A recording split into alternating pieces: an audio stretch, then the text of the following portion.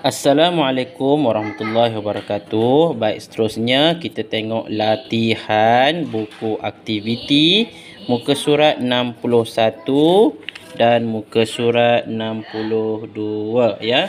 Baik, saya akan beri panduan kepada murid-murid untuk menjawab muka surat 61 dan 62 ini. Kita dah belajar tentang simpulan bahasa. Baik, kita tengok di sini simpulan bahasa muka surat 61 ni, bahagian info bahasa dahulu ya. Okey, apakah maksud bagi simpulan bahasa yang disenaraikan di sini ya? Baik, yang pertama, putus asa. Apa maksud putus asa?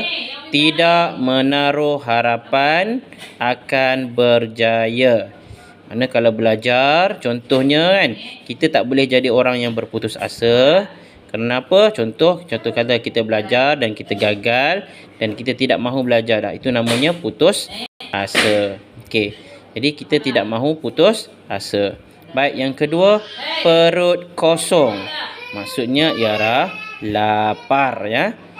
Bukan maksudnya perut kita dalam tu kosong. Maksudnya perut kosong maksudnya ialah lapar. Baik hati, bersikap baik dan penyayang. Anak tunggal, anak satu-satunya. Maksudnya anak yang ada seorang sahaja, dia tak ada adik-beradik lain. Dia anak tunggal. Okey. Suka hati, maksudnya ialah seronok. Baik, kita tengok teks di atas. Kemudian murid-murid dikehendaki isi tempat kosong ini dengan simpulan bahasa yang telah disediakan di atas ya. Okey, baik. Jadi kita tengok satu persatu ya. Puan Alia ada kosong kat sini bernama Fatin. Okey, apa dia? Puan Alia ada anak tunggal bernama Fatin. Puan Alia ni dia ada seorang sahaja anak yang bernama Fatin. Puan Alia, ibu yang apa dia?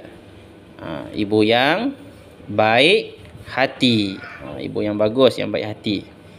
Dia hendak mengajar Fatin berenang. Sebelum berenang, Fatin mesti makan.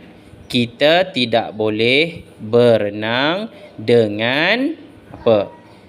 Bila kita tidak makan, maksudnya perut kita kosong lah. Jadi jawapannya ialah perut kosong, kata Puan Alia. Baik Mama, kata Fatin. Setelah berlatih beberapa kali, Fatin masih tidak dapat membuat apungan air. Cuba lagi Fatin. Jangan putus asa. Maknanya kena terus berusaha, kata Puan Alia. Fatin berusaha dengan bersungguh-sungguh. Akhirnya Fatin berjaya berenang. Dia suka hati. Maksudnya dia berasa seronok. Okey. Seterusnya tengok muka surat 62. Okey. Bina ayat berdasarkan gambar dan kata perintah. Contoh gambar yang pertama. Okey, ini gambar yang pertama dan kata perintahnya ialah harap. Di ayatnya contoh diberi, harap dengar dengan teliti. Jadi perkataannya ialah harap. Harap tu ialah kata perintah. Baik, yang ini perkataannya ialah sila, kata perintahnya. Jadi murid kat sini sedang buat apa?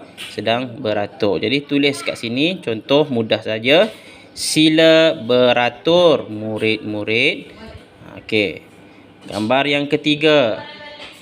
Baik, gambar yang ketiga. Perkataannya ialah tolong. Kata perintahnya ialah tolong. Jadi murid ini sedang meminta tolong kawannya ya. Jadi tulis kat sini, tolong angkat gelung itu. Okey. Tolong angkat gelung itu. Okey. Baik. Tengok gambar yang terakhir, yang keempat. Tajuknya dia punya perkataannya ialah jangan. Okey, jangan. Okey, tengok kat sini. Seorang murid sedang memegang raket dan sambil itu berlari tanpa memakai kasut. Jadi boleh buat ayat kat sini, jangan berlari tanpa memakai kasut. Okey. Jadi itu contoh ayat yang saya buat. Murid boleh buat ayat lain mengikut kesesuaian gambar dan perkataan. Baik, itu sahaja kerja murid-murid. Sekian, terima kasih.